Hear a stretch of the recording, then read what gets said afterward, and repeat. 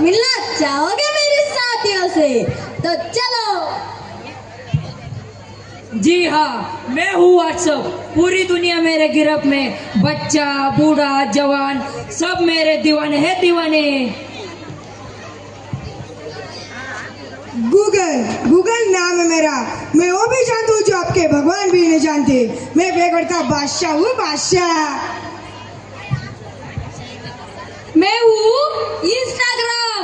मैंने सबको पागल कर रखा है, स्पेशली उन युवाओं को, उसको उसको उसको और इसको भी। और मैं हूँ ट्विटर। पूरी दुनिया मेरे काबू में। और मुझे तो आप सब लोग जानते ही होंगे, मैं हूँ फेसबुक। मुझसे तो इस पूरी सोशल मीडिया का दौर भी हुआ है।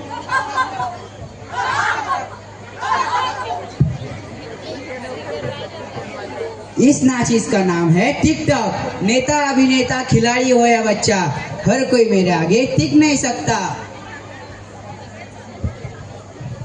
सुना है वो दिन दूर नहीं जब सारी दुनिया हमारे इशारों पे नाचेगी। एका साध्या कुटुंबातील मुलगी माधुरी कॉलेजमध्ये शिकणारी व अभ्यासात चांगली व स्वभावाने निरागस अशीच एके दिवशी माधुरी कॉलेजमध्ये जाताना होय आयटम, हा आयटम तर नवीनच दिसतोय, हो ना रे? नवीनच आलाय. चला आपण याच्याशी बोलूया.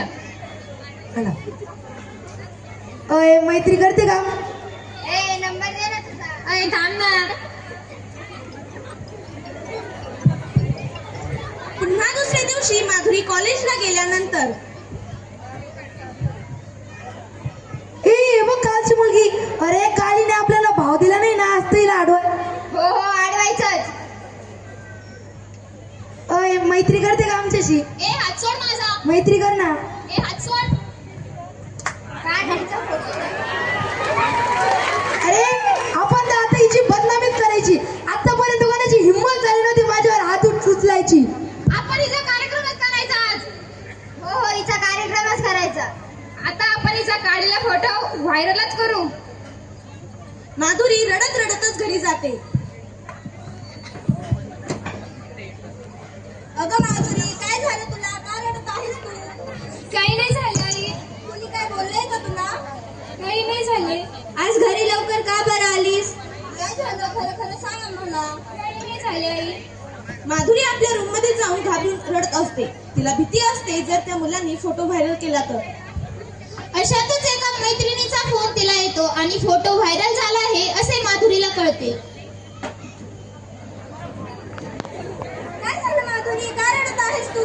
झालेला सर्व प्रसंग मुलगी आईबाबांना सांगते. अरे देवा, काय होऊन बसले हे? आपल्या तरुण हुशार निष्पाप मुलीच्या वाट्याला काय आलंय? सगळं आता समाजाला, नातेवाईकांना कसे तोंड दाखवायचे आपण? आई वडील कामानिमित्त घराबाहेर पडल्यानंतर समाज व नातेवाईक त्यांच्याबद्दल नको नको ते बोलतात. बाहेर तोंड दाखवायलाही आई वडिलांना भीती वाटायला लागते. अरे आपण काय ज्या मुलीचा फोटो बघितला तिचेच आई वडील आहेत ना? हो हो तेच आहेत ते. बघा कसे निर्लज्जासारखे फिरतायत. त्यांना बाहेर फिरायची लाज देखील वाटत नाही. हो ना, कामे पूर्ण न करताच ते घरी येतात.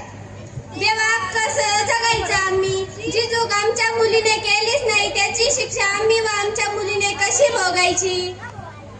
आई बाबा, मला देखील जगायची इच्छा नाहीये. असं का बोलतेस तू?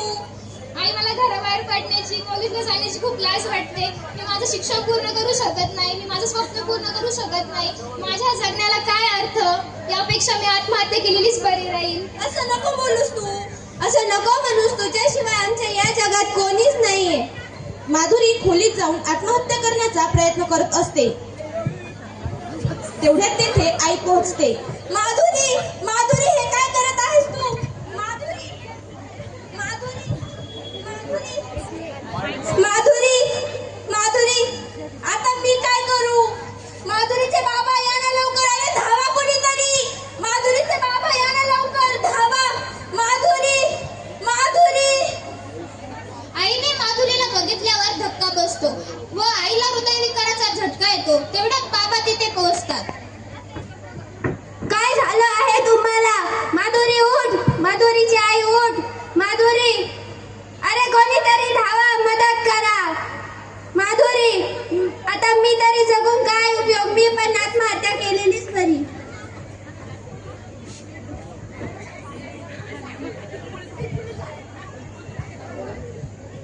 म्हणून अशा वेळी शिक्षक, समाज किंवा पोलीस यांची मदत घ्यावी. खोट्या घटनांना बळी न पडता तक्रार नोंदवा, संवाद साधावा व समाजाने त्यांना पाठिंबा द्यावा. ही केवळ नाट्यरूप परिस्थिती आहे, पण वास्तवात अशा घटना समाजात दररोज घडत आहे.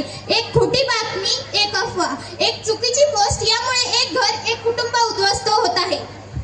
आपण वैज्ञानिक जगात जीवन जगत आहोत. प्रसार माध्यमे किंवा एआयच्या जगात जीवन जगत असताना जसे तंत्रज्ञानात सुधारणा झाली तशी सुधारणा करा व खरे सुशिक्षित व्हा, म्हणजे कुणाचा बळी जाणार नाही.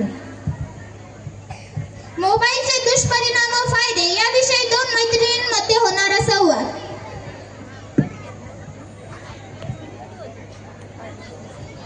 हाय गायत्री. हाय भक्ती, कशी आहेस तू? मी एकदम मस्त आहे. अगं आजकाल काय हे नवीनच, जिकडे बघावं तिकडे नुसतं मोबाईल. अगं अगदी लहान मुलांच्या हातात सुद्धा आहे. अगं असं कसं बोलतेस तू? मोबाईलचे किती फायदे आहेत. मोबाईलमुळे दूर राहणाऱ्या लोकांशी संपर्क साधता येतो. गुगल मॅपमुळे ठिकाणांची माहिती होते. आपण ऑनलाईन गोष्टी सुद्धा विकत घेऊ शकतो. लहान मुलांना तर किती मदत होते मोबाईलमुळे अभ्यासात. हो, तू म्हणते ते अगदी बरोबर आहे. अगं पण जसे मोबाईलचे फायदे आहेत तसे तोटे पण आहेत. सारखं मोबाईल वापरल्यामुळे मुलांना त्याचे व्यसन लागून जाते आणि रात्री उशिरापर्यंत मोबाईल वापरल्यामुळे मुलं रात्री उशिरा झोपतात. त्यामुळे त्यांच्या शरीरात दिवसभर आळस असतो आणि आळस असल्यामुळे वर्गात शिक्षक काय शिकवतात याकडे मुलांचं लक्ष नसतं. आणि जेव्हा पॅरेंट्स मुलांना मोबाईल देत नाही तेव्हा मुलं चिडचिड सुरू करतात, रागाराग सुरू करतात आणि याचा परिणाम मुले रागीट बनतात. त्यांच्या मनामध्ये द्वेष निर्माण होतो आणि आई वडील सुद्धा सारखं मोबाईलमध्ये बिझी असतात. त्यांचं सुद्धा मुलांच्या शिक्षणाकडे दुर्लक्ष होतं. भक्ती, मला तुझं म्हणणं अगदी पटतंय. म्हणूनच मोबाईल शहाणपणाने वापरला तर साधन आहे आणि अति वापरला तर संकट आहे.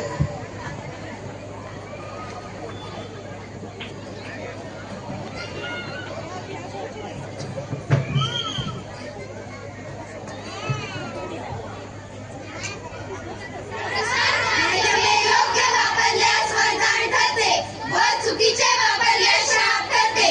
मग आपण ठरवायचे, जीव वाचवायचा की गमवायचा. देश चलता नहीं मचलता है. देश चल